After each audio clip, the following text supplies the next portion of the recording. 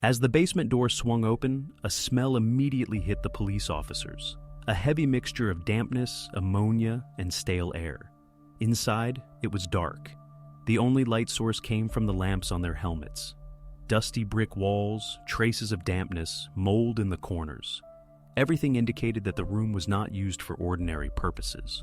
On the floor lay an old mattress. Beside it, a plastic bucket showing signs of years of use. Rusty pipes hung from the ceiling, with thin streams of water running down them. In one corner, metal glinted.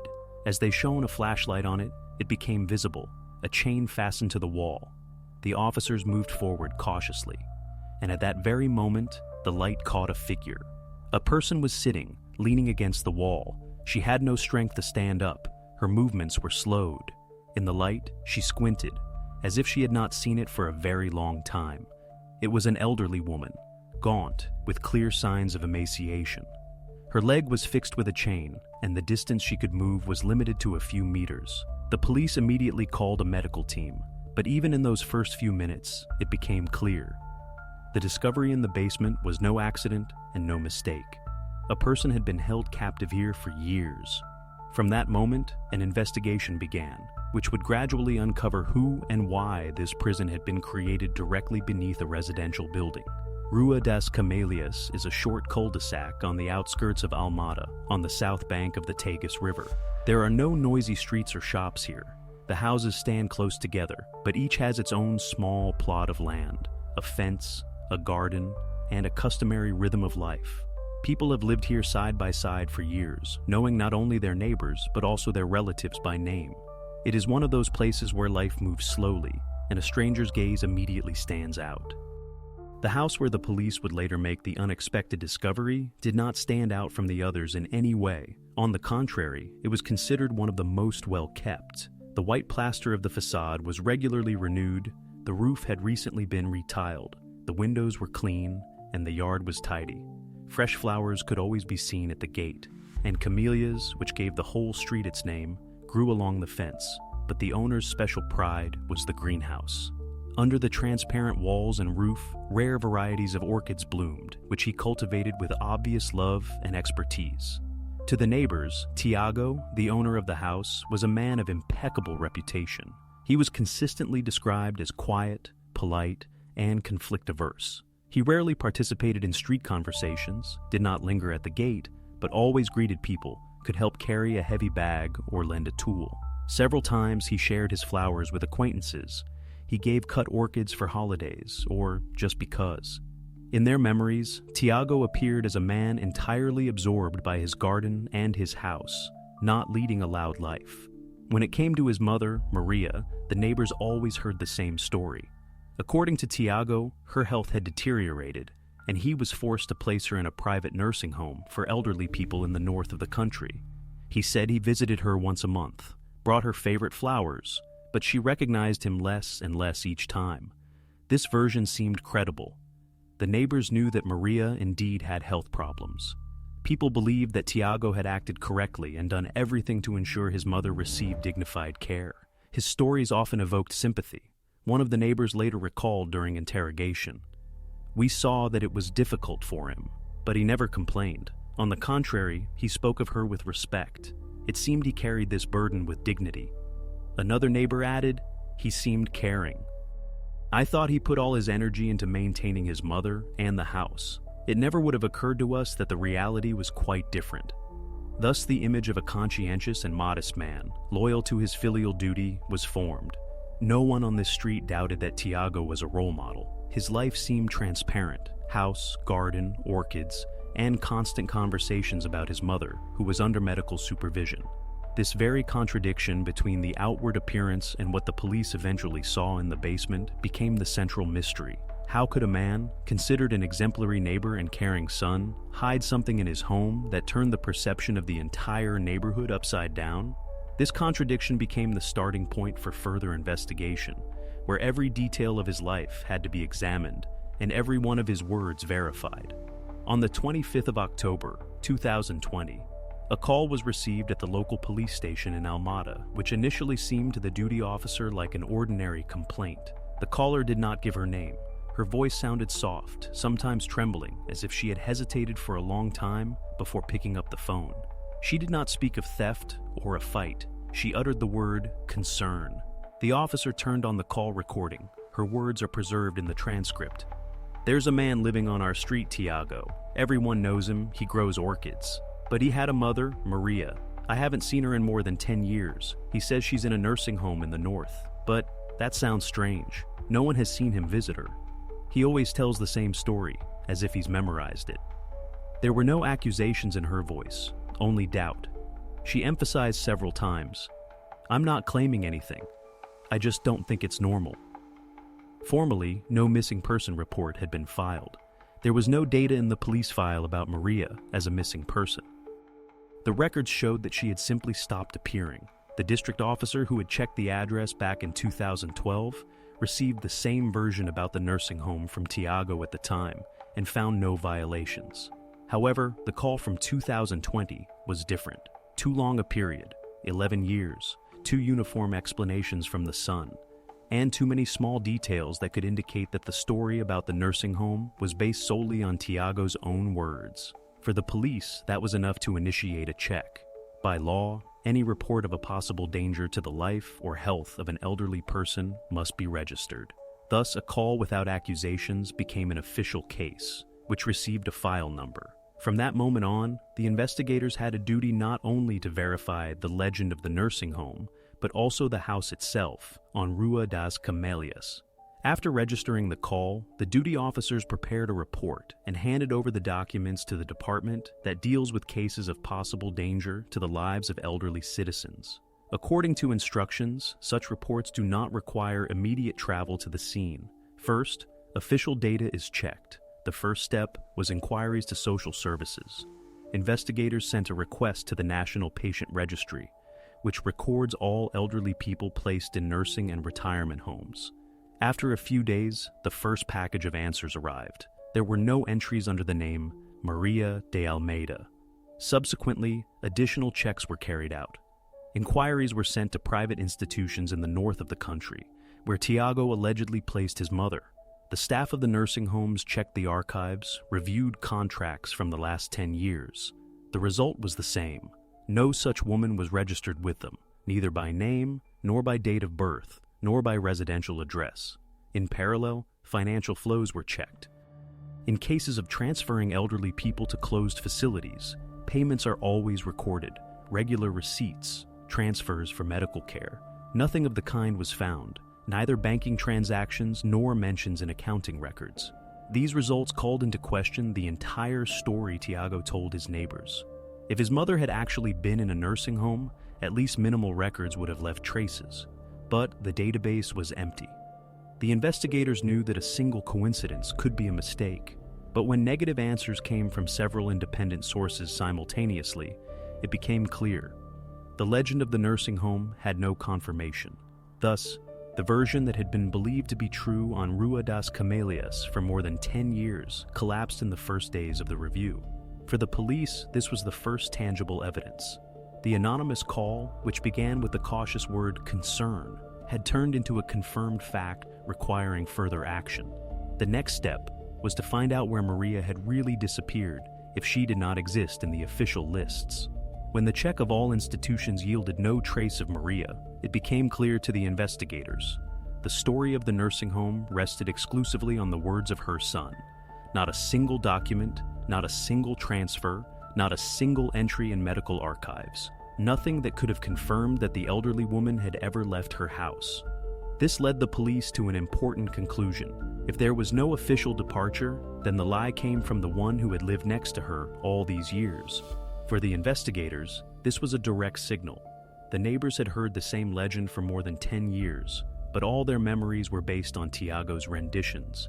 He spoke confidently, repeating details about visits, about the flowers he allegedly brought his mother. But when an attempt was made to verify this information, it literally disintegrated at the first step. Maria was not registered in any of the institutions where, according to his words, she had been placed. Moreover, in all these years, she had not signed a single document. In the tax and social security offices, her name appeared only in old records up to 2009. After that, the traces disappeared. For the investigation, this break seemed too revealing. A person who disappears from public and state registers usually leaves at least one trace: an entry in the hospital, a doctor's visit, a new residential address. Here, however, complete emptiness. And the only one who could explain this emptiness was the son, who continued to convince everyone around him of the opposite. In the report written to obtain a search warrant, the police officers described the situation extremely soberly. But even in these lines, the seriousness of the situation was palpable. First, they noted Tiago's legend of the nursing home. Then, they pointed out that no such woman was registered in any region of the country. They stated that the closest relatives had had no contact with her for more than 10 years, and this lack of contact was explained exclusively by Tiago's words. It was also noted that he had never presented photos, receipts for payment of care, or any small everyday confirmations that usually accompany such stories. Taken together, all these facts turned the polite neighbor into a person who could consciously hide the truth. For the police, this was sufficient to justify the need for a search.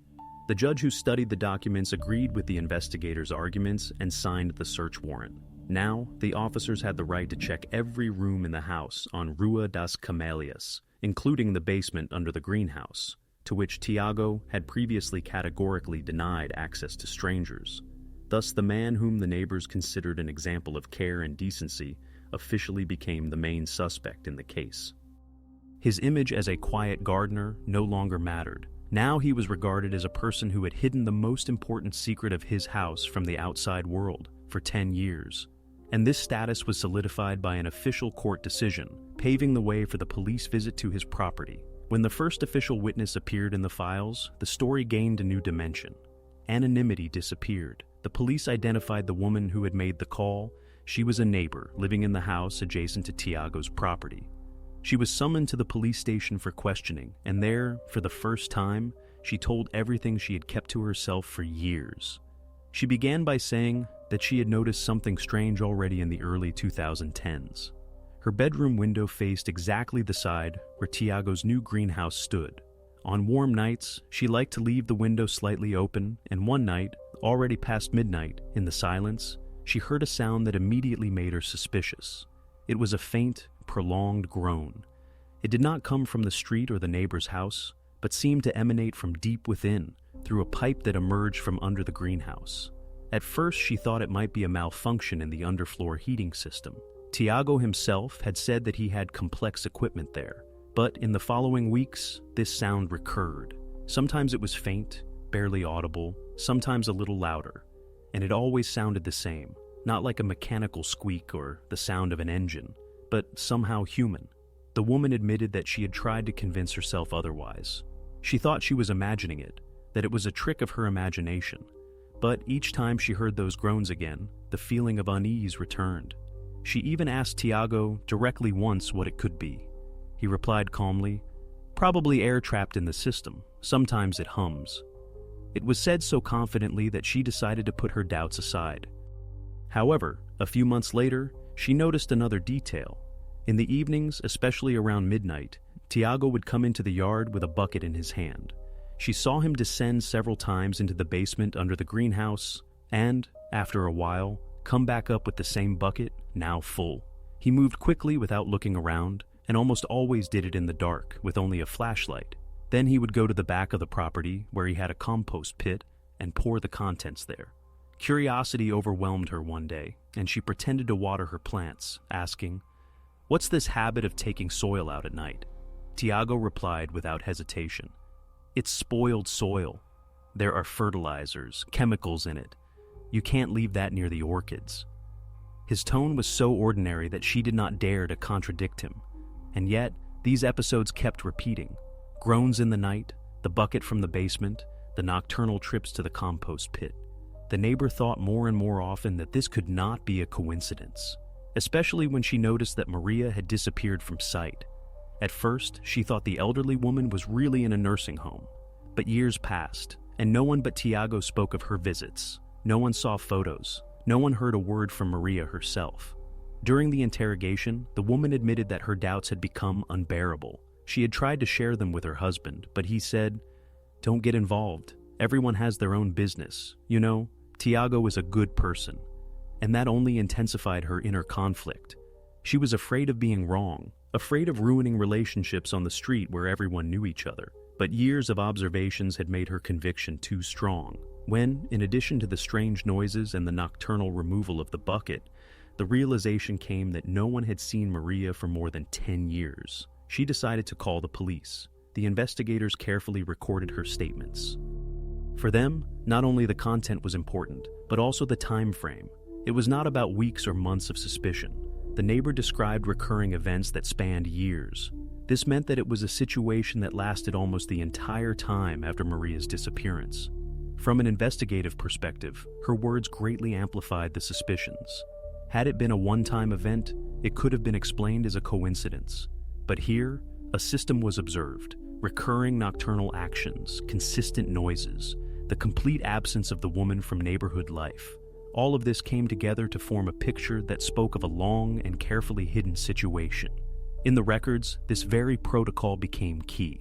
It showed that it was not a recent episode or a sudden disappearance. It was a situation that spanned many years, and that is exactly what paved the way for the next step, a search that would finally clarify Tiago's version of his mother's life. On the 28th of October, 2020, in the early morning, police cars pulled up to the gate of the house on Rua das Camélias. The officers had a search warrant in hand. The yard looked habitually well kept: flower beds, a clean path to the porch, lights in the windows.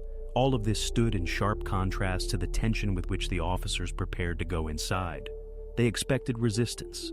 In practice, such situations rarely proceed calmly. Owners barricade themselves, argue, stall for time, try to hide evidence. But the encounter with Tiago proceeded according to a completely different scenario. He came out by himself, unprompted, as if he had already expected the visit. He had nothing in his hands, only the house keys, which he held in his pocket. The police showed the search warrant, read it aloud. Usually at this moment, objections, shouts, arguments begin. But Tiago behaved differently. He was silent. For a few seconds, he just stared at the officers, then turned around and opened the door. No indignation, no attempt to argue. The report notes, the suspect offered no resistance. To all questions, he answered briefly. Mostly he remained silent. The main reaction was apathy. When asked where his mother was, he said one sentence: "You don't understand, she is sick." And he repeated it every time he was addressed. The police recorded every detail. His hands did not tremble. His movements were measured. It seemed he had no intention of justifying himself or defending his actions. There was no panic in his behavior, but also no calm confidence. It was more a silent observation of his carefully constructed world collapsing. He did not hinder the search, but also did not help. To the request to show the keys to the auxiliary rooms, he responded with a refusal, and so the officers broke the locks themselves. For the investigation, his reaction was a surprise. Criminals caught in the act usually behave differently. They deny, justify, show aggression. Here, the picture was different. Before them stood a man who apparently wanted to hide nothing, but also expressed no desire to explain anything. He only repeated, "She is sick," as if that could justify everything that was in the house. Thus, the police received further confirmation. This was not an outburst and not a coincidence. Before them stood a man who had built his life around a single secret for years, and now, as it was revealed, he offered no resistance. He watched his legend collapse and seemed to have been prepared for this moment in advance. The investigators only had to check the basement and record what was hidden behind the door. The financial audit became a key instrument for the investigators. While the neighbors shared their memories and recounted how they believed Tiago's story about the nursing home, the investigators opened the archives of notarial deeds. There, they discovered a document that completely changed the picture of the case. In September 2010, a large transaction had been carried out. The apartment belonging to Maria was sold. This apartment was located in the center of Lisbon, in a pre-war building where real estate prices were among the highest in the city.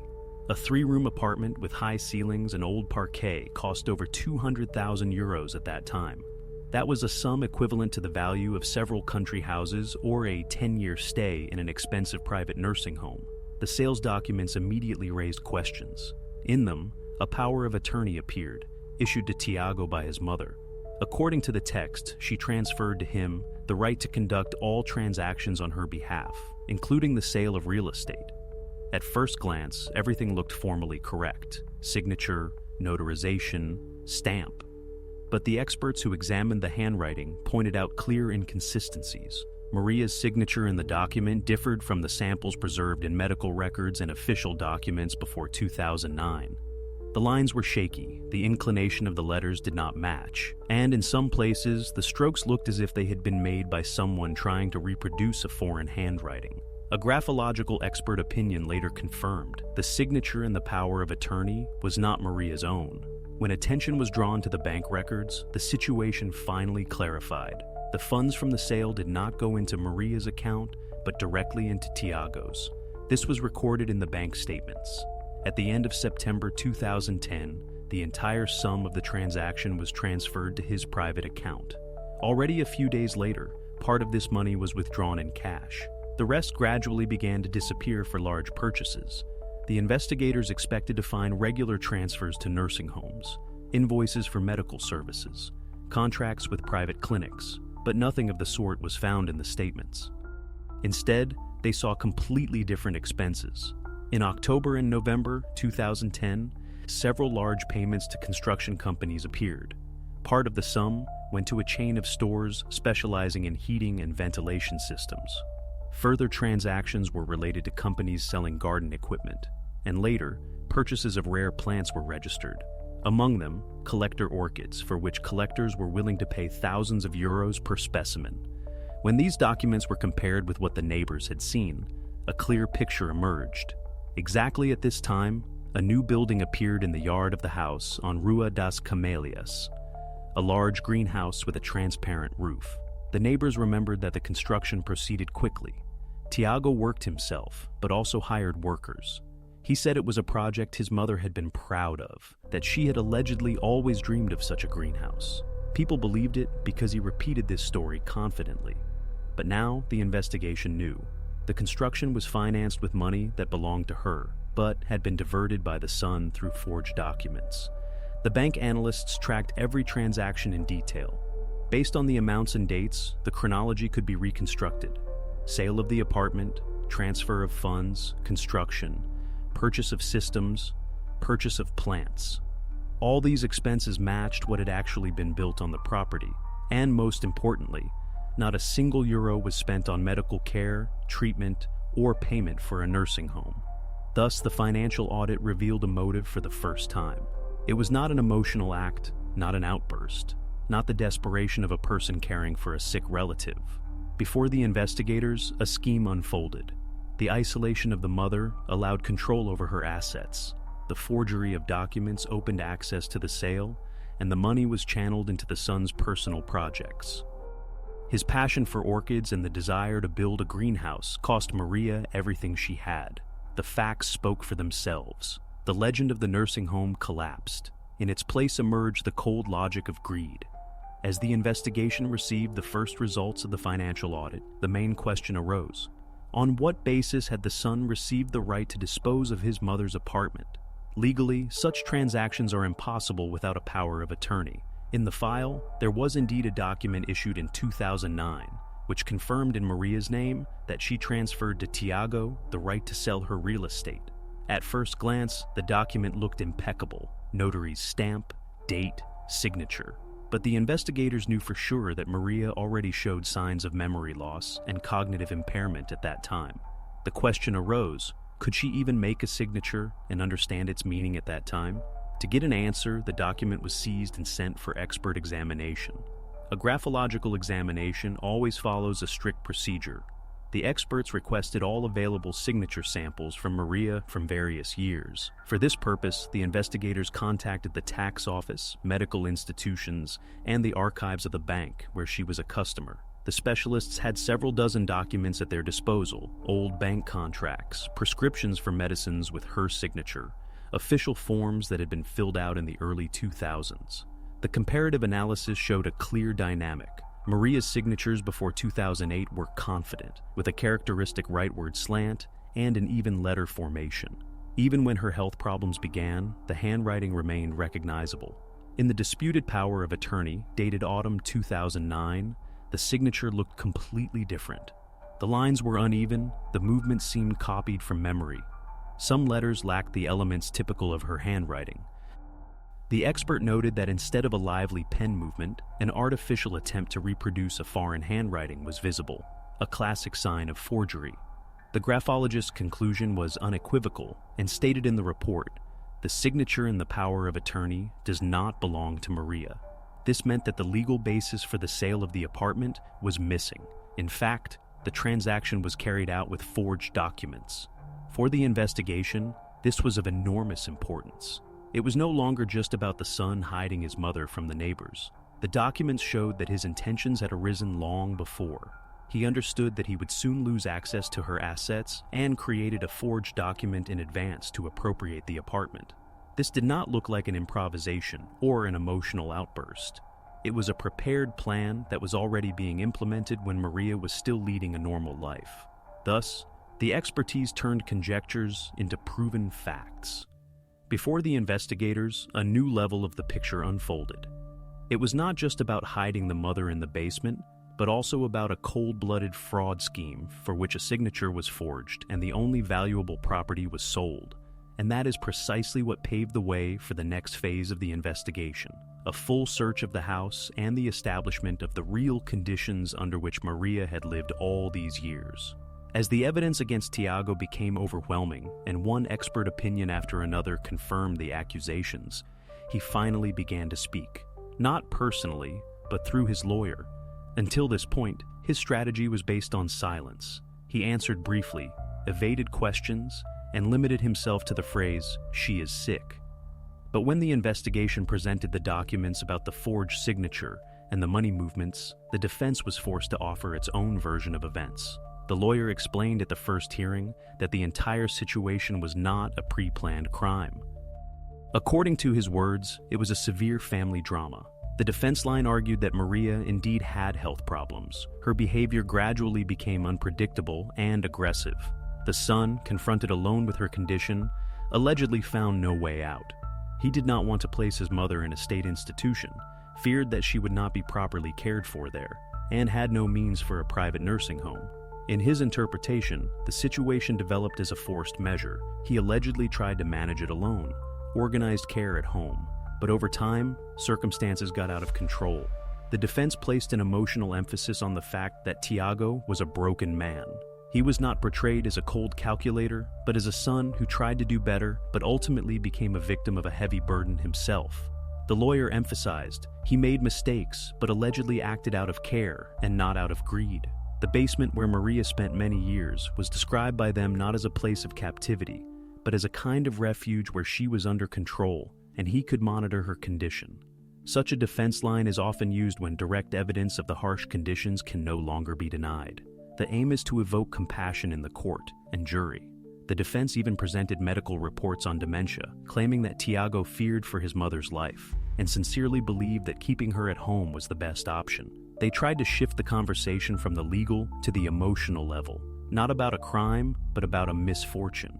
However, the documents contradicted this version, and it was these documents that shattered the image constructed by the lawyers. The forgery of the power of attorney for the sale of the apartment was committed at a time when Maria was still communicating with neighbors and, at least partially, had control over her life. Experts showed that the signature on the power of attorney was from a different hand. This was not the result of an illness or her unwillingness to sign documents. It was a deliberate forgery. The financial analysis only strengthened the conclusions. The money from the sale of the apartment went entirely to Tiago's own needs. In the bank statements, there was not a single transfer for medical care, not a single transaction to a nursing home. Instead, the funds were distributed to construction companies, equipment stores, and suppliers of rare plants. The expenses coincided with the construction of the greenhouse in the yard, and that left no doubt the main goal was not to ensure care, but to gain access to the money and invest in his own hobby. The investigators noted in their reports, the version that the son could not cope with the circumstances does not stand up to confrontation with the facts. One cannot speak of care when there are forged documents in the background, when assets are disposed of without the owner's knowledge, and when years of hiding become a method of securing a comfortable life. For the court, this was of crucial importance. Legally, the defense tried to portray the crime as a tragic chain of circumstances, but the facts showed otherwise. Everything pointed to a cold-blooded and consistent plan. First, the disempowerment of the mother from disposing of her assets, then the issuance of a forged power of attorney, the sale of the apartment, the use of the funds for personal purposes, and in parallel, the creation of the legend about the nursing home. Thus, the lawyer's attempt to transform Tiago into an exhausted son who had lost control proved untenable. The defense line failed due to the documents and expert opinions, and the deeper the investigations went, the clearer it became. This was not a random family drama, but a consistent scheme based on a selfish motive. To understand how a man whom neighbors described as a quiet and polite gardener could hide such a grave secret, investigators turned to his past. The picture that emerged destroyed the image of the caring son. Before he became his mother's sole guardian, Tiago's life was completely different. Archives showed that by the year 2009, he already had serious financial difficulties. In the early 2000s, Tiago tried to start a small landscaping company. Initially, the business looked promising: a few orders from neighboring houses, work on private properties. But it quickly became clear that he lacked both management experience and stable customers. After a couple of years, the company closed with debts. Tiago had to pay the remaining bills himself, and he gradually accumulated loans.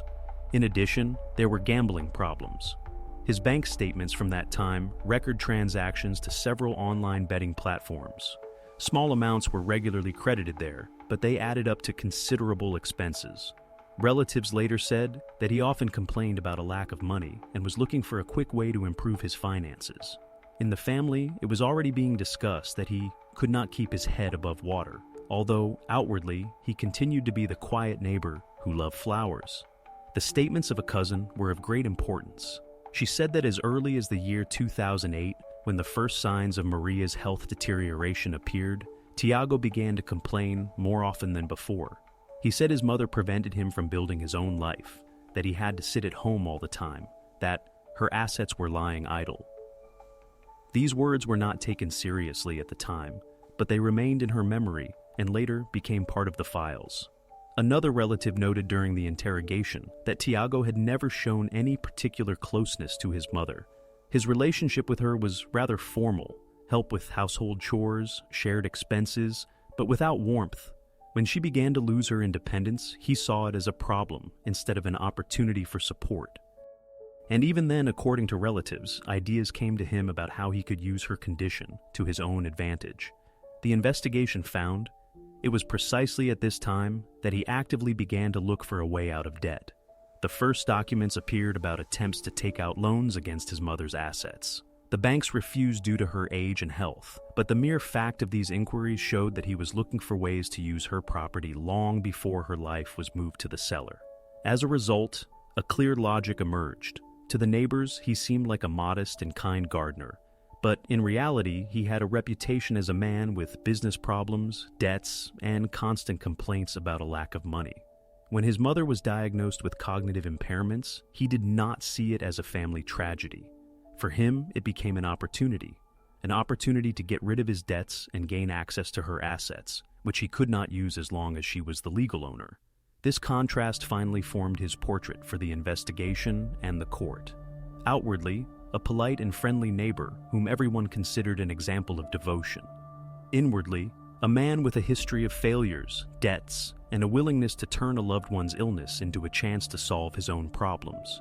And it was this past that explained why he was capable of a step that seemed impossible to the outside world. When the collected materials were assembled into a unified case, it was time for the final interrogation. The investigators knew.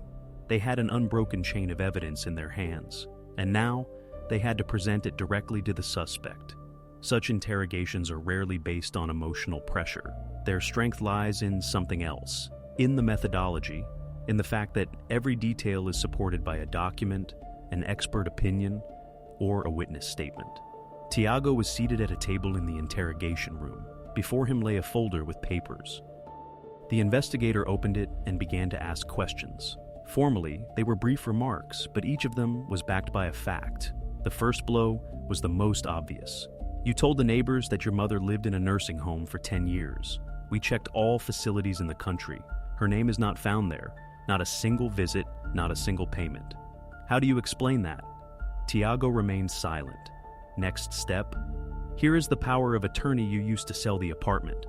Experts have confirmed the signature is forged. This is not her hand. You forged the document yourself to obtain the right to sell the apartment. There was no expression on Tiago's face. He merely lowered his gaze to the table. Further, the bank statements. In September 2010, you received 200,000 euros from the sale of the apartment. Where is this money? We see all your transfers. No payments to a nursing home, no expenses for medicine. But building materials, equipment for the greenhouse, rare plants. All funds went into your garden. The investigator did not raise his voice. Every word sounded like a sober statement. You said you took care of your mother, but when we went into the cellar, we saw the conditions under which she lived. A dirty mattress, a bucket, a chain on the wall. That is not care. That is isolation.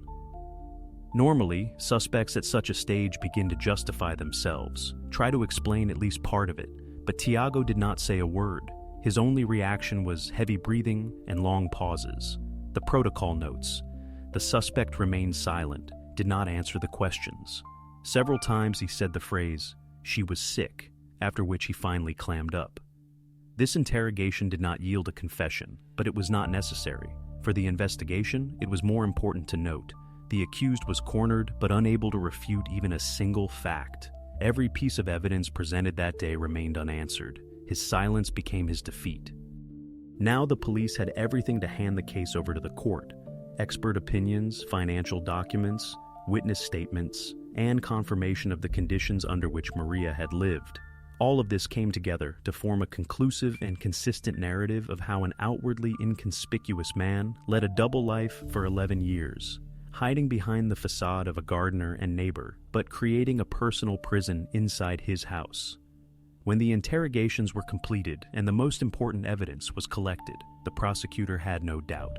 The case could be handed over to the court.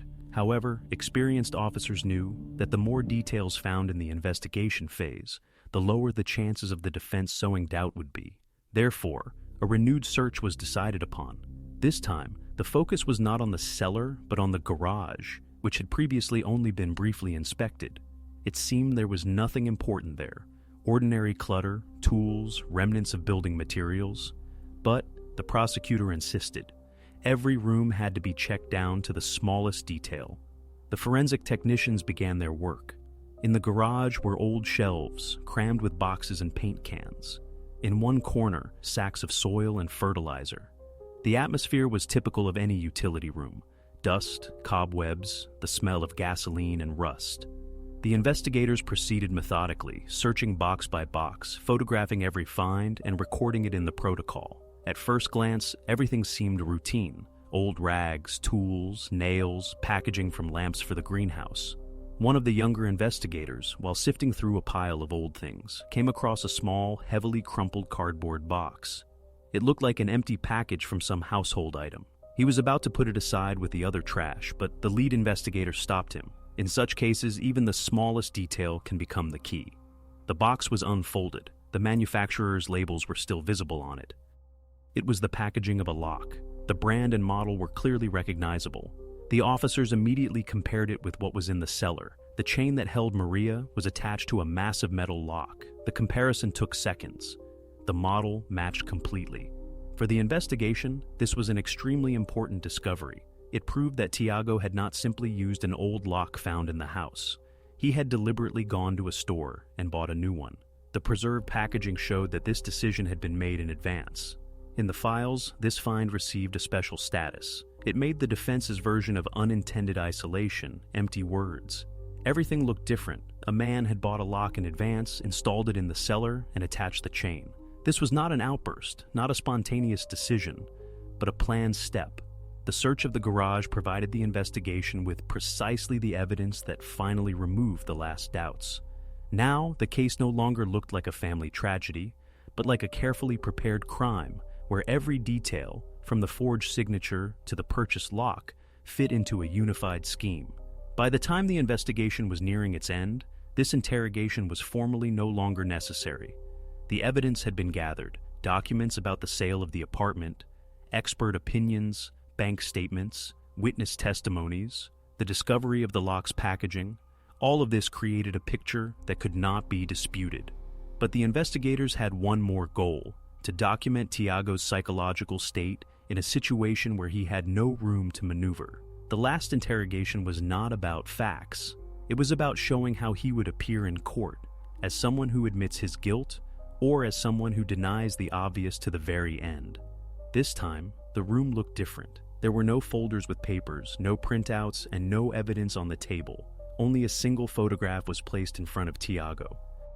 It was a shot taken on the day Maria was carried out of the cellar. In the photo, she sits, supported by doctors, her face sunken, her gaze squinting at the light, which she obviously had to get used to. This snapshot was not chosen by chance. It embodied the entire case better than any document. The investigator began to speak in a calm, even voice. No pressure, no shouting. First, he asked questions about the past. He asked if Tiago remembered how his mother had helped him as a child, how she ran the household, how she supported his first hobbies. He did not answer. Then followed the question about the flowers. Had he told his mother that he wanted to dedicate his life to orchids, that he planned to build a greenhouse? Had she liked hearing that? Was she proud of him? Tiago remained silent, but his gaze repeatedly returned to the photograph. He seemed unable to tear himself away from the face, on which everything could be read: fatigue, weakness, and at the same time, relief. The lawyer interrupted the investigator several times, reminding him that his client had the right not to answer questions. But the tone of the interrogation itself did not violate any rules. The investigator did not demand a confession. He only asked simple questions and paused each time to leave room for an answer. The silence lasted longer than usual. Sometimes Tiago's gaze wandered from the photograph to his hands, then he lowered his eyes again and looked back at the photograph. The last question was asked quite simply. The investigator said, "You dedicated yourself to flowers, you built a greenhouse, invested everything you got. What was it all for?" A long pause fell in the room. It was so palpable that every sound seemed louder: the tapping of a pencil on the table, the breathing of those present, even the creaking of a chair. No one rushed him. Tiago sat motionless for a long time. It seemed as if he would not speak at all. But then, without taking his eyes off the photograph, he said in a low voice, "She never liked my flowers." This sentence was recorded in the protocol. Formally, it contained no direct confession, but for the investigators and prosecutors, its meaning was obvious. In these words, what the documents could not show was revealed: the true motive. Not just money, not just control over assets, but a deep personal resentment, and the desire to prove to his mother that his hobby deserved recognition. He wanted his passion for orchids to have weight, and when that didn't happen, he turned her illness into an opportunity to escape control and become the sole master of the house, the assets, and his plant collection. After this sentence, he finally fell silent. All attempts to ask new questions met with deep silence. His lawyer closed the folder and did not even allow him to look in the direction of the investigators anymore. The interrogation was over. For the protocol, it remained only an emotional remark without legal significance. But for the entire investigation, it was the final point. The court had enough evidence to render a verdict, and this short, almost accidental sentence showed that the core of the whole story was not care, not illness, and not a tragic mistake. At its core was a person who believed the world had to recognize the value of his hobby, and for that, he was willing to sacrifice everything else. When the evidence was gathered and the expert reports completed, the investigation reconstructed the full sequence of events. In this reconstruction, there was no room for conjecture or emotions. Everything was based on documents, witness statements, and physical evidence. The starting point was May 2008, when Maria was officially diagnosed with the first signs of cognitive impairment. From that moment on, her son received the legal status of a guardian. It was then that he first found himself in a position to make decisions for her. According to the investigators, it was at this precise time that the idea of using her dependence for his personal interests arose in him. In the autumn of 2009, the power of attorney, allegedly signed by Maria, was issued. Experts proved that the signature was forged. This was the first concrete step. The document allowed him to dispose of her assets without her involvement. At the same time, neighbors noticed that the woman left the house less and less frequently, and by the end of the year, she no longer appeared at all. After that, events unfolded consistently. A lock was installed in the cellar of the house, and a chain was attached. This detail was proven by the discovery of the packaging in the garage. The model matched completely with the one that held her downstairs. This meant that the isolation was not an improvisation, but was prepared in advance. In early 2010, Tiago sold the apartment in Lisbon that belonged to his mother. The sale brought in over €200,000. The money went into his private account. Financial experts showed that not a single payment was made for medical care. Instead, the funds were used for the construction of a greenhouse, the purchase of equipment, and rare plants. The following years were a time of deception. He always told the neighbors the same story about the nursing home. He said he visited his mother, that she recognized him less and less. This sounded convincing, as the illness could indeed have explained the lack of contact. But in reality, the woman remained in the cellar the entire time. The chronology of the crime spanned 11 years. The mother's diagnosis, the forgery of the power of attorney, the installation of the lock, the sale of the apartment, the legend of the nursing home, the years of silence and lies. All of this showed that it was not an outburst or a spontaneous decision. Before the court were planned actions that extended over a long period and were aimed at one goal: to gain complete control over the assets and life of a close person. This reconstruction became the basis of the indictment. The next stage was the court proceedings, where this entire picture was to be presented in the presence of the jury and the accused himself. The court proceedings took place in the District Court of Lisbon. The courtroom was filled with journalists, neighbors, relatives, and representatives of the public prosecutor's office. Over several months, the investigators had gathered evidence, and now it was presented in full to the judges and jury. The prosecution built its case on a strict sequence of facts.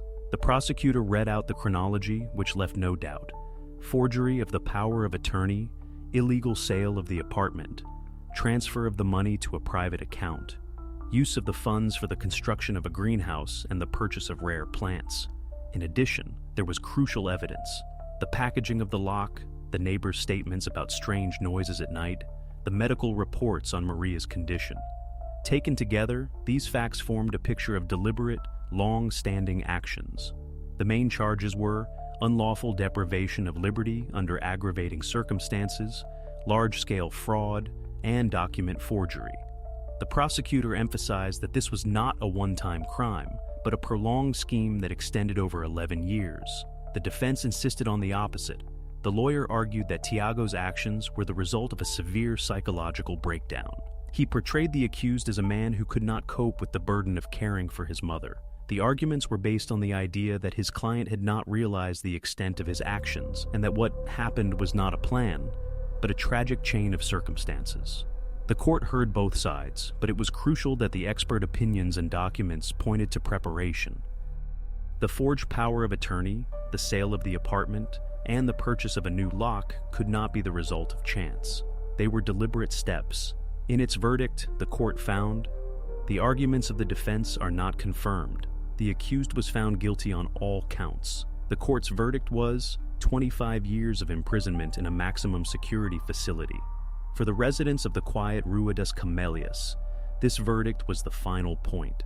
The man they had known for years as a polite neighbor and gardener was found guilty of a crime that lasted more than 10 years and literally took place behind their fences. After the verdict, public attention shifted to Maria's fate. The woman was immediately taken to a clinic after her liberation from the cellar, where doctors began the recovery process. After years in the damp, lightless room, her body was in a critical condition. Doctors noted severe emaciation, vitamin deficiency, muscle atrophy, and an almost complete loss of vision due to the long stay in the dark. Physical health could only be partially restored. With the help of specialists, she was able to walk again, but slowly and with support. Her vision remained poor, and her hearing had also noticeably deteriorated. Far more serious was the state of her psyche. 11 years in isolation had left their mark. doctors noted disorientation, constant anxiety, and difficulties in communication. Attempts to talk about the past caused her extreme tension, which is why much of the therapy was not focused on memories but on stabilizing the present. For 1 year, Maria was in a rehabilitation center under constant observation. She spent the rest of her life in a specialized facility, and the costs of her care were covered by the sale of her son's assets. The house in Rua das Camélias was released for auction by judicial order. The building was bought by a family from another district, but no one stayed there long. Residents said that the new owner lived there for less than 1 year and sold the property again. For many neighbors, this house remained forever a place where a tragedy was hidden. A special fate befell the orchid collection. It was seized and partly sold through an auction. The rare varieties went to collectors and botanical gardens. The money flowed into a fund that ensured Maria's care. The irony was that the very passion for these flowers, which was at the center of the whole story, ultimately became the source of her livelihood after her liberation. The neighbor who made the call to the police declined public comment. During interrogations, she spoke of feeling guilty for a long time for not having reported it earlier. However, she remained unreachable for the press. Her house still stood amidst the same hydrangeas, and the gate was always tightly closed. Rua das Camélias had changed. Outwardly, everything remained the same. Well-kept houses, flowers at the gate, silence. But for those who lived nearby, this silence was no longer perceived in the same way. It became a reminder that behind the most immaculate facades, a story can be hidden that goes unnoticed for years. On the 12th of August, 1998, in Takamatsu, a group of teenagers snuck into a building bearing the sign Sea Dragon. It was an old pachinko parlor that had closed down several years prior. Inside, there had been no electricity for a long time. The machines were broken and gathering dust in a corner, and the rooms were gradually falling into decay. In one of the adjoining rooms, they stumbled upon a freezer chest for drinks. Its glass door was taped over with old newspapers, and the body was tightly wrapped with a fishing line. All of this looked unusual, and the teenagers decided to open their find. When the door gave way, there was no longer any doubt. Inside was Kenji, whom the entire city had been searching for 3 weeks. He was wearing the same clothes, and next to him lay a broken fishing net and a single game token from a slot machine. But attention was immediately drawn to one detail that made the discovery truly eerie. His mouth was stuffed with dead cicadas. After that, the search was officially concluded. An investigation began, which very quickly went beyond the scope of an ordinary missing persons case. 20th of July, 1998. Takamatsu, a city on the coast of Shikoku. The summer here is heavy. The asphalt begins to melt. The air shimmers with heat, and the chirping of cicadas doesn't cease for a minute. In the southern part of the city, amidst quiet neighborhoods with narrow streets and uniform houses, lived a family of 3. The father worked in an office, the mother managed the household, and all their attention was devoted to their son, Kenji. The family's surroundings were typical for such areas. Identical 2-story houses, bicycles at garden gates, laundry hung out on balconies. Neighbors knew each other well. Everyone led a leisurely life, and there was nothing unusual about it. But Kenji had an occupation that immediately set him apart from the other children. He was fascinated by insects. He owned a fishing net, several transparent containers, and a notebook in which he carefully placed everything he found. He ran around the yard for hours, jumping over fences, listening to the chirping of cicadas, always with that net in his hand. Next to their house was a small square by an old Shinto shrine. The square was not new. Crooked swings, overgrown bushes, and several huge trees around which cicadas constantly circled. For Kenji, this was the ideal spot. There he could find what he valued most, rare insect species, which he would later show to the neighborhood children. On the 20th of July, around 4 o'clock in the afternoon, his mother accompanied him to the garden gate. Everything seemed ordinary. He went out in light summer clothes with his usual fishing net in hand and set off towards the shrine. There was nothing unusual about it. Kenji often went there alone, and no one could have known at that moment that this would be his last known journey. As the sun set, the family noticed that Kenji had not returned home. At first, this didn't cause panic. They thought he had gotten lost playing with friends, or had stayed at the square. But time passed, dusk fell, and he was still not there. It was at this moment that the story of the search began, which would quickly become one of the most sensational cases for the small city. That day, everything began with a small detail that no one would have noticed in a normal situation. The clock in the house showed a little past 4, and Kenji still hadn't returned. Usually he came back earlier. Either he would quickly run home for water, or simply show himself at the gate so his mother knew where he was. But now the yard was empty, and the house was quieter than usual. At first, there was no worry. The mother went to the shrine, expecting to see him there, but the square was empty. Only the hot air shimmered over the glowing asphalt, and the shrill chirping of cicadas seemed to drown out everything around her. The swings stood still. No one sat on the bench. She called his name, but only silence answered. Back at the house, she began to check with the neighbors. She stopped by friendly families and asked the children if they had played with Kenji. The answers were all the same. No one had seen him for a long time. Some said he had gone in the direction of the square, but no one could say for sure. Time passed, but there was no clarity. Around 6 o'clock in the evening, the parents had already searched all the usual places. They checked the way to the store, stopped by the bus stop, and circled the vacant lot behind the school. The father drove to the harbor, even though he knew his son never went there. Each time, hope met emptiness. Worry turned into panic. The family returned home and once again scoured the nearest streets. Neighbors joined the search. Someone came with a flashlight, even though the sun had not yet set. It seemed as if the entire neighborhood was looking for the boy, but the result was the same. No trace. At 18:30, the mother called the police. The call was registered as a missing person report. In the evening, the first patrol cars arrived at the house. They listened to the parents, took a description of his appearance and clothing, and immediately began searching the neighborhood. They requested data from the nearest bus line and checked the school grounds and adjacent alleys. A crime was not yet considered at this point. Everything looked like a sudden disappearance. But it was precisely from this moment that the story ceased to be a matter for a single family and became an official investigation that would engulf the entire city in the coming days. The evening of the 20th of July in Takamatsu remained memorable for many. At first, everything seemed like an ordinary family matter. A boy had disappeared, the parents were nervous, the neighbors were helping. But within a few hours, the situation grew into a large-scale movement. 2 police cars pulled up in front of the house. Patrol officers got out with notebooks and flashlights, began questioning neighbors, and noting down the last details. When he had left, what he was wearing, who might have seen him. It seemed as if these were just formalities. But even then, one could feel that the matter was taking on a much more serious dimension. Around 9 o'clock in the evening, the entire street was involved in the search. Neighbors brought out flashlights, someone brought kerosene lamps. People scoured bushes, outbuildings, and garages. The search was chaotic. Everyone acted as they saw fit. Someone circled the playground at the shrine. Someone else checked the ravines and ditches along the road. Kenji's father drove towards the harbor, hoping to find some trace. When he returned empty-handed, the family's worry turned into despair. As night fell, it became clear that the situation went beyond the ordinary. At 2300 hours, a group from the prefectural administration arrived in Takamatsu. It was decided the search would continue until morning, and in the morning, the entire city would participate. And so it happened. On the 21st of July, at 6 o'clock in the morning, a group of police officers, volunteers, and neighbors gathered in front of the family's house.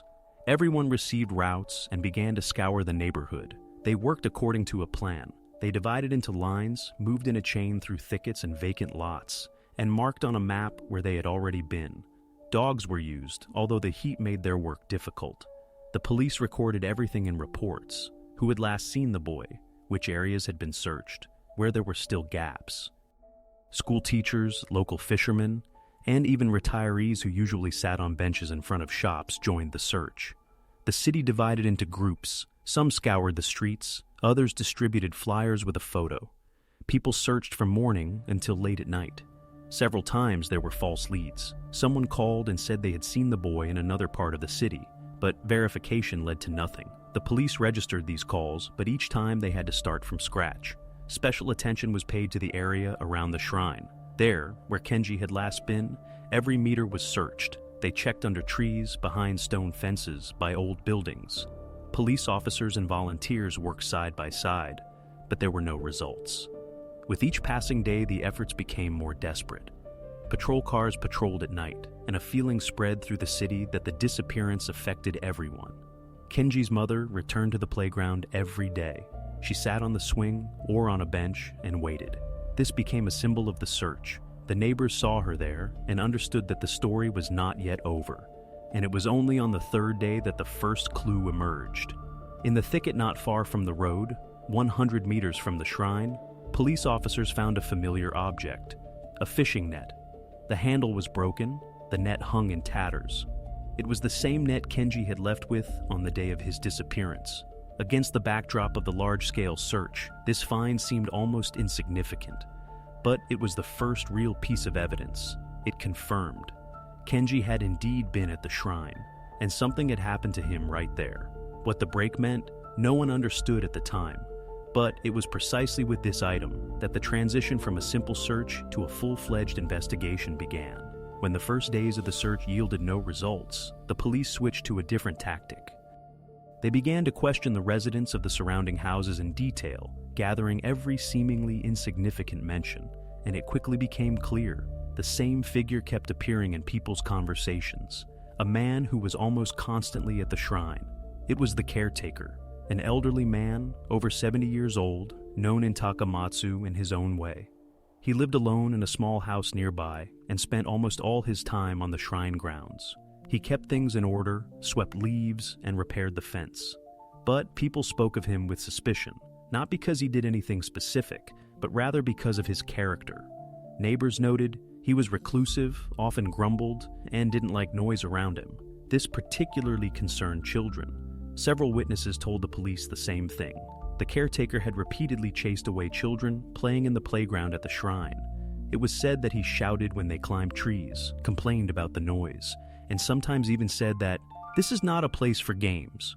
For the residents of the neighborhood, this was an eccentricity, but they had gotten used to it. For the investigators, it became a clue. The circumstances fit together. The disappearance occurred only a few dozen meters from the place where he spent all his time. His reputation as a grumpy and reclusive man fit the image of a person with a possible motive: annoyance. For the police officers, who had no other clues, this seemed like a perfectly logical lead. The investigators began to gather facts. They found out that the caretaker indeed lived alone, almost never received guests, and had no relatives nearby. He did not use a mobile phone, rarely went into the city, and his entire life was limited to the shrine and his house. In a small neighborhood where everyone had known each other for years, such reclusiveness seemed suspicious. The police recorded numerous complaints from neighbors in their reports. Several people stated that they had seen the caretaker chasing children out of the yard, and that he had repeatedly said he could not stand noise. Taken together, this painted the portrait of a man on whom the first suspicion could indeed fall. Public opinion played its role. In a situation where the entire city was gripped by fear, a concrete person was needed to point fingers at, and the caretaker fit this role perfectly. Thus, from a grumpy old man who was previously simply avoided, he became a figure now discussed as a possible suspect. This information landed on the investigators' table. After a meeting in the administration, it was decided an official interrogation was necessary. For this, a search warrant was issued, and a group of police officers was sent to the caretaker's house. Thus, the investigation took its first turn. From chaotic searches in bushes and ditches, the police moved to checking a specific person who might be involved in the disappearance. When the police decided to officially question the shrine's caretaker, a new wave of conversations arose in the neighborhood. For the neighbors, this almost seemed like a confirmation of their suspicions. In the evenings, only one thing was discussed in the shops. They got him. People remembered how he had cursed and yelled at the children, and now everything seemed to fall into place.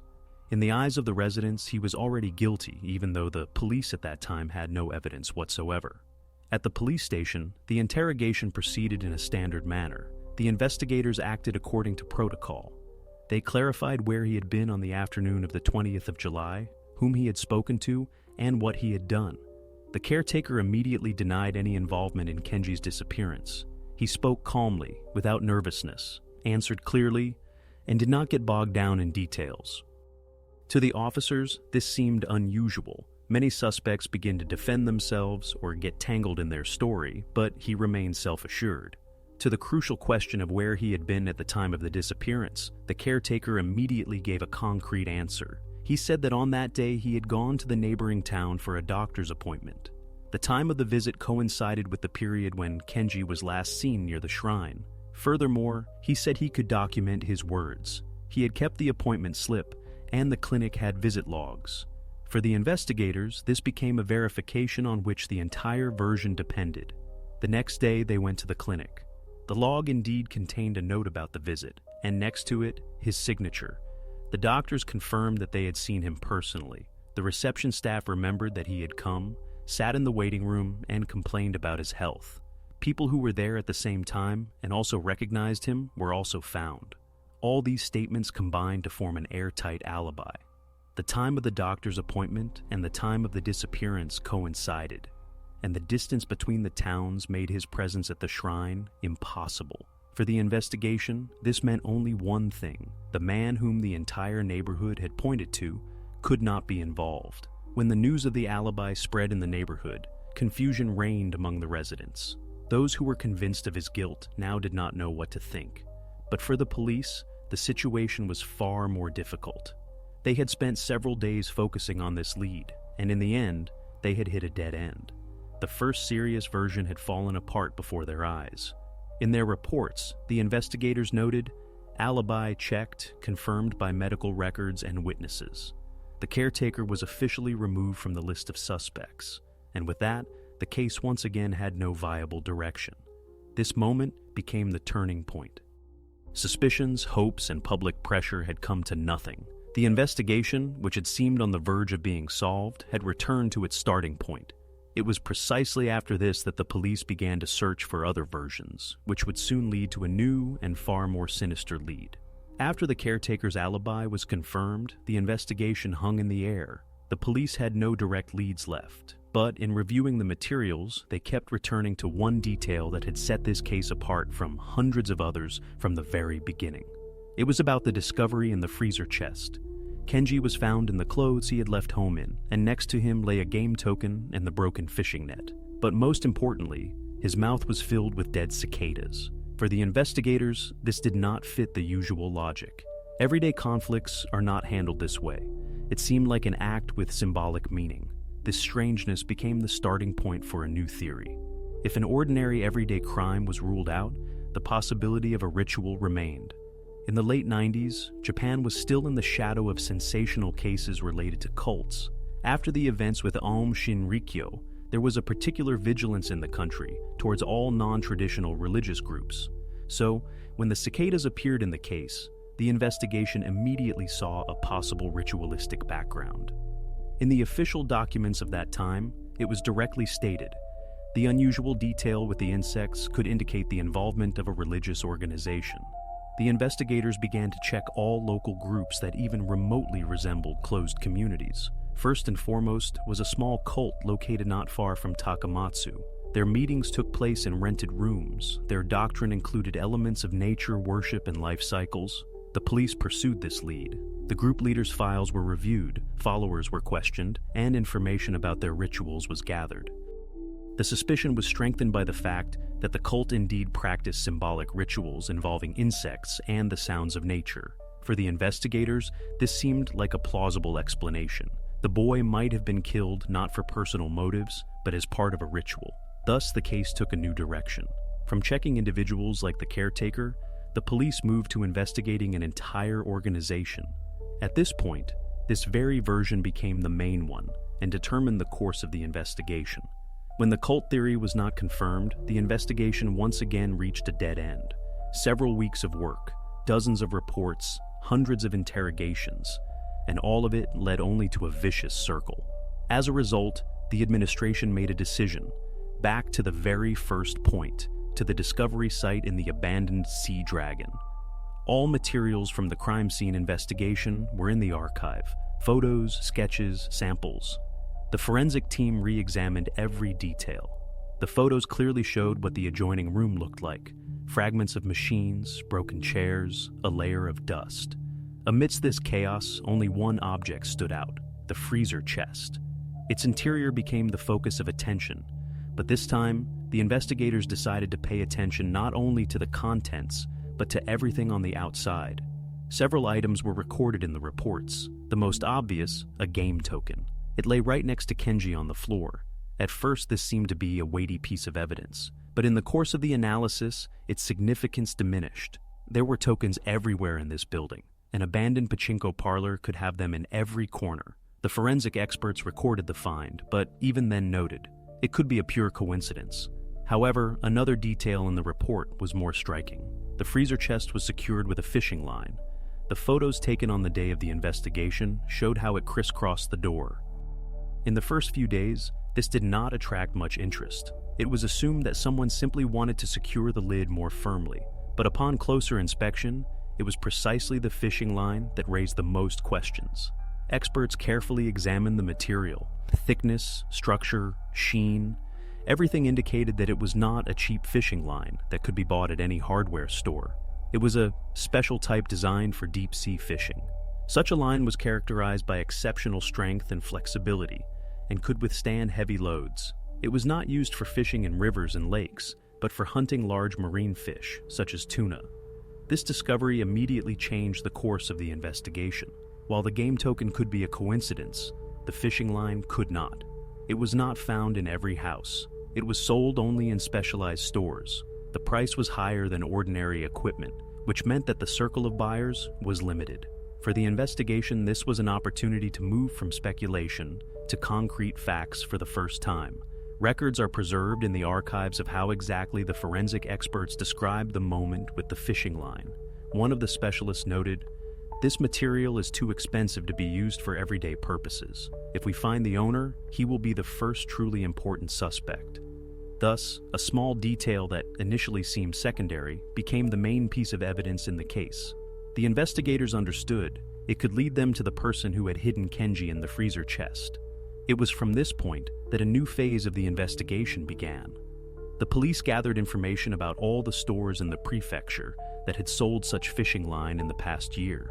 Based on this data, a list of buyers was compiled. For the first time, concrete names appeared in the case. The fishing line wrapped around the freezer initially seemed like an ordinary detail to the police in the first few days. It was casually mentioned in the crime scene investigation reports, along with dust and debris in the adjacent room. But it was precisely this line that became the crucial piece of evidence that changed the course of the entire investigation.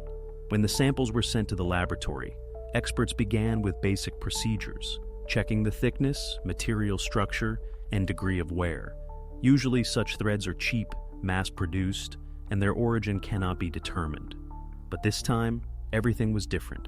In the report preserved in the archives, forensic experts noted, sample number 12, monofilament nylon fishing line, increased strength, brand, Daiwa Saltiga GT line, breaking strength up to 80 kilograms, retail price 3,800 yen per spool, purpose, deep-sea fishing for large species.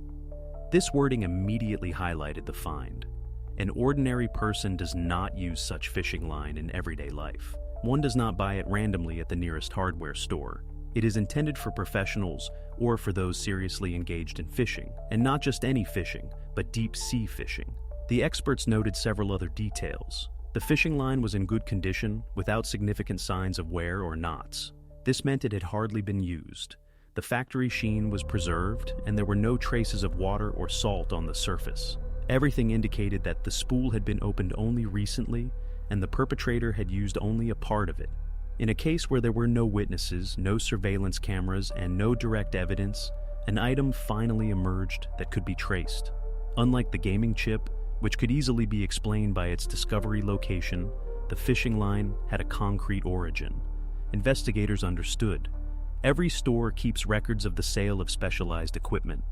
In small towns, such goods are not bought randomly and in bulk. This means that a list of buyers can be compiled, and each one can be checked. In this way, the search radius narrowed from thousands of city residents to a few dozen names. For the police, this was a real breakthrough. In the case files, the words of one of the investigators are preserved. For the first time, we felt we held a real thread in our hands. Everything else had crumbled, but here we had a concrete path. From that moment on, the investigators' work ceased to be chaotic. Attention shifted to fishing tackle stores. Data began to be collected on who had purchased this specific brand of fishing line in recent months. And it was here that the name of a person who outwardly seemed like an exemplary neighbor, but in reality hid a terrible secret, was to be heard for the first time. While forensic experts examined the fishing line, operational work continued in other directions, and the most important of these remained the version of a ritual murder. The cicada discovery deviated too obviously from the usual picture to be ignored. Therefore, in parallel with the laboratory work, the police also checked local religious groups. Soon, attention focused on a small community located not far from Takamatsu. Its leader, a middle-aged man, gathered a few dozen followers around him. Their meetings took place in a rented room, and their doctrine was based on ideas of harmony with nature and life cycles. They were viewed with suspicion in the city, and all sorts of rumors circulated. For the investigation, this seemed like a plausible version. Several neighbors said that members of this group sometimes performed strange rituals involving insects and symbolic objects. All this combined seemed to be a logical explanation for the eerie detail with the cicadas. The community leader was summoned for questioning. The conversation was long and detailed. He denied any involvement, insisting that their rituals never went beyond symbolic acts and did not involve violence. According to him, on the day of Kenji's disappearance, he was with the group at their premises, holding a meeting, and dozens of people could confirm this. The investigators organized a search. They checked books, ritual objects, and personal belongings. The record stated, nothing that could be connected to the case was found. No temporal matches, no connection to Kenji or his family. Everything indicated that the version was based solely on an external similarity: cicadas, and a strange religious group. When the testimonies of the community members matched and confirmed their leader's alibi, the investigation had to admit, the police had no real evidence linking this man to what had happened. This version was officially closed as untenable. Thus, the second major line of investigation collapsed. First, the shrine caretaker was excluded, now the religious group, and the police were left with only one piece of evidence that could truly lead to a resolution. It was the fishing line found on the freezer door. In the late 1990s, investigators did not have electronic databases, cameras on every corner, or facial recognition systems. To find the buyer of a specialized fishing rod, they had to proceed the old-fashioned way: phone calls, paper journals, endless lists. But it was precisely this painstaking work that led the police to a man who, at first glance, seemed quite ordinary. Investigators began by questioning the stores. In Takamatsu and neighboring cities, there were only a few shops that sold equipment for deep-sea fishing. Ordinary household goods stores did not carry such fishing line. It was expensive and intended for a narrow clientele. So the task was feasible. All sales records from the last year had to be collected. Each store kept handwritten ledgers. Major purchases were recorded there. Sometimes customers left their surnames. In one place, old cash receipts were found. In another, entries in the order book. Salespeople remembered regular customers and named those who regularly came for equipment. In a small prefecture, this yielded results. The police gradually compiled a list. The work lasted several days. Officers carefully wrote down names and addresses and compared data. By mid-August, they had a list of 14 people who had purchased this exact brand of fishing line, Daiwa Saltiga GT line, in recent months. These were mainly amateur anglers and some boat owners. Subsequently, each name was checked. One by one, they were called to the station, asked where they were on July 20th, what they were doing, and who could confirm their statements. Most were quickly excluded. Some had witnesses, others were at sea that day, still others had a watertight alibi. But one name immediately stood out: Takeshi Tanaka. At first glance, an exemplary neighbor. He worked in an office, was married, and actively participated in neighborhood life. When Kenji disappeared, he was one of the first to join the search. He brought food to the boy's mother and helped hang flyers. He was known as a friendly and smiling person. This is precisely what made the investigators suspicious. On the list of 14 buyers, he was the only one who lived only 100 meters from Kenji's house. The others were scattered across different districts and cities, but Tanaka was a neighbor, too close a coincidence to ignore. Thus, from a simple list of surnames, the police for the first time singled out a person who met all the criteria. He had access to the necessary equipment, his house was nearby, and his participation in the search seemed more like an attempt to blend into the general movement and avoid suspicion. From that moment on, Takeshi Tanaka became the new main suspect. The investigation focused entirely on him. A search was imminent, which would either clear all suspicions against him or definitively convict him. Takeshi Tanaka was not the kind of person on whom initial suspicion would fall. 34 years old, an office worker in a small trading company, married, a well-maintained house in a quiet neighborhood. He was known as a smiling, friendly neighbor who always greeted people and could strike up a conversation at the garden gate. Neighbors noted that he never got involved in conflicts, knew how to win people over, and even seemed a little friendlier than most men in the area. In the eyes of others, he appeared to be a flawless person, always in a clean shirt, neatly combed, with a slight smile, as if he had no worries or hidden problems. It was this image that gave the impression of reliability and trust. It would never have occurred to anyone that this man could be at the center of an investigation. When Kenji disappeared, Tanaka was one of the most prominent participants in the search. He was seen in various groups. He helped hang flyers, brought water to volunteers, and offered advice on where else to look. Several witnesses said he himself suggested checking hard-to-reach places, as if wanting to show special involvement. But what stood out most was his concern for Kenji's family. Almost every day he visited them, bringing food.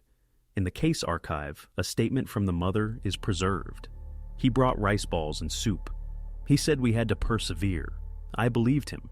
I thought he was a good person who understood our pain. Compared to the other neighbors, Tanaka stood out. People helped, but they had their own families and worries. He, on the other hand, seemed to have dedicated all his time to this matter. At the time, this was perceived as an expression of compassion. But in the eyes of the investigators, such persistence looked different. Too often he appeared near the search sites. Too demonstratively he helped. Too deeply he penetrated the family's life. When the list of fishing line buyers narrowed to 14 names, and his name was among them, everything clicked into place. A man living only 100 meters from Kenji's house, possessing precisely this type of equipment, and playing the role of family friend, now became the main suspect. The decision was made quickly. The police requested a search warrant for the garage and summoned Tanaka for questioning. The interrogation took place in an official atmosphere. Before the investigators sat the same man, calm, well-groomed, polite. He denied everything. He spoke about his hobby, fishing, assured them that the fishing line was just a part of his hobby, and that his help in the search was based solely on human compassion. But for the police, he was no longer the good neighbor. He was a man at the center of the evidence. And although there was no direct evidence yet, the investigators understood. The search of his house could provide the final answer. This was the point of no return. The man Kenji's mother had trusted became the main suspect. Now it remained only to check what was hidden in his garage and house. And it was there that the police hoped to find direct traces linking Tanaka to the Sea Dragon. The search of Takeshi Tanaka's house and garage began early in the morning. This time, the police proceeded with extreme precision. Officers recorded every detail and confiscated everything that could be significant. The house was in perfect order. At first glance, nothing suspicious. But the investigators' attention immediately turned to the garage. It was there that he stored his fishing equipment. On a shelf, a spool of fishing line was discovered. Exactly the same brand as the one wrapped around the freezer in the Sea Dragon. Color, thickness, strength, everything matched the sample found at the crime scene. Later experts would confirm it was an identical product. But the discovery did not end there. In a corner stood a pair of rubber fishing boots. At first glance, they were ordinary, but forensic experts noticed a coating on the sole. Upon closer examination, it turned out that particles of earth and microscopic glass dust had been preserved on the rubber. A later analysis showed the composition fully matched the samples of soil and glass shards from the back room of the pachinko parlor. For the police, this became the turning point. The fishing line proved a connection to the preparation of the concealment. The boots directly linked Tanaka to the discovery site. A coincidence of these two pieces of evidence was ruled out. It was at this moment that the investigators realized the good neighbor and active participant in the search was exactly the man they had been looking for. The expertise confirmed the particles on the sole of the boots matched the chemical composition of the materials from the back room. The report stated, the probability of a random coincidence is ruled out. The samples are identical. Thereupon, the police officially charged Tanaka and arrested him, thus ended the phase of speculation and rumors. Now, the investigation had irrefutable evidence. Tanaka was not just a neighbor and participant in the search, but a man whom the evidence directly linked to the concealment of Kenji in the abandoned Sea Dragon. Takeshi Tanaka sat in the interrogation room again. This time, the atmosphere was different. Before him on the table were photos from his garage, the expert report, and the spool of fishing line itself. The investigator spoke calmly, but firmly. He enumerated the findings: the fishing line, identical to the one that bound the freezer, the boots to which particles of earth and glass dust adhered, the expert's opinion on the complete match of the samples. After that, silence filled the room. Tanaka sat for a long time, not raising his gaze. His usual self-assured way of speaking had disappeared. He did not interrupt, he did not deny. He just remained silent, clenching his hands on his knees. This moment was later recorded in the protocol. The suspect did not answer questions for a long time, appeared despondent. The investigator paused and repeated, "We have evidence. You can no longer deny anything." At that moment, Tanaka's expression changed for the first time. He nodded slowly and said, without raising his gaze, "Yes, it was me." From that moment, his confession began. He spoke of the day Kenji disappeared, of how the boy had accidentally strayed onto his property and witnessed a scene Tanaka wanted to conceal, of how panic and fear destroyed his image as the perfect neighbor and drove him to an act he later tried to hide. The fact was recorded. Tanaka confessed his guilt. For the investigation, this was the final point in the search for answers. Now, it remained only to reconstruct the entire chain of events and understand exactly how the family's neighbor became the criminal. Following his confession, Takeshi Tanaka agreed to describe the sequence of events in detail. The investigators recorded his statements in the protocols. According to him, on the afternoon of July 20th, he was in his yard. His dog was also there, which had damaged his new fishing equipment the day before. In a fit of rage, Tanaka began to beat the dog. It was at this moment that Kenji, chasing a rare cicada, strayed onto his property. He accidentally witnessed the incident. The boy screamed, saying he would tell his parents. For Tanaka, this was a shock. His life was based on being considered a decent, friendly neighbor. He was more afraid of losing face in the neighborhood than anything else. In a panic, he grabbed Kenji, covered his mouth, and tried to silence him. Everything happened quickly. By the time he realized what he had done, it was already too late. After that, events unfolded even more grimly. Tanaka took the body to the garage and hid it in an old, non-functional freezer. At night, around 2 o'clock, he loaded the freezer into his minivan and drove it to the abandoned pachinko parlor. He had chosen the location deliberately, on the outskirts of the city, where there were no residential buildings and rarely anyone came. The most horrific detail remained: the cicadas. During the interrogation, he explained that he had done this only afterwards. According to him, it was an impulsive, perverse attempt to mislead the police. He hoped the law enforcement authorities would consider a ritualistic motive and follow a false trail. He also confessed that it was an act of anger. Kenji loved catching insects, and it was precisely this hobby that had led him into Tanaka's yard. Thus, the investigation obtained a complete picture. The killer's version matched the evidence and explained every detail, from the broken net to the fishing line. However, the trial was still ahead, where Tanaka's guilt had to be officially proven. In the spring of 1999, the case of Takeshi Tanaka came before the Kagawa Prefectural Court. The trial began in March and immediately attracted attention not only from Takamatsu, but also from neighboring cities. Neighbors who had known him as a friendly and smiling man now sat in the courtroom, listening to details that could not be ignored. The prosecutors built their case on 3 pillars. First, Tanaka's own confession. Second, the evidence found in his garage, the spool of fishing line, and the fishing boots with particles of earth and glass dust. Third, the expert reports, which fully matched the samples from the back room of the abandoned parlor. Taken together, this ruled out any doubts. The defense argued that the murder was not premeditated. The lawyers insisted Tanaka acted in the heat of the moment, out of fear of exposure, and had not planned to kill the boy. His subsequent actions, hiding the body and staging with the cicadas, were explained by panic and fear. The court heard both sides, reviewed the materials, and read the protocols. The picture was clear. The crime was not planned in advance, but was characterized by particular cruelty in the attempt to cover up the traces. The verdict was announced at the end of March. Takeshi Tanaka was found guilty of negligent homicide, aggravated by the concealment of a body and actions to mislead the investigation. The sentence, 20 years in prison. Thus, the court process put an end to the case that had shaken all of Takamatsu in the summer of 1998. But even after the verdict, questions remained unanswered. After the trial, life in Takamatsu gradually returned to its usual rhythm, but the consequences of this story remained. Kenji's family did not live long in their house. Neighbors said the mother could no longer walk past the playground near the shrine. A year later, the family moved to another city, and no one saw them in that area again. The old pachinko parlor where the discovery had been made stood for a few more years. Its windows remained boarded up, but teenagers, drawn by its bad reputation, constantly gathered around the building. The authorities decided to demolish it to put an end to the rumors. A warehouse was later built in its place, and no trace of the sea dragon remained. The dog, because of which the fatal conflict had begun, was seized by the police during the search. The animal was taken to a shelter, where it remained. The records state, it indeed showed signs of abuse, which once again confirmed Tanaka's words. Tanaka himself served his sentence in a high-security prison. His name was no longer spoken aloud in Takamatsu.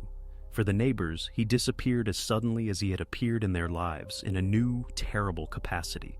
But even after the verdict, one detail of the case remained unresolved.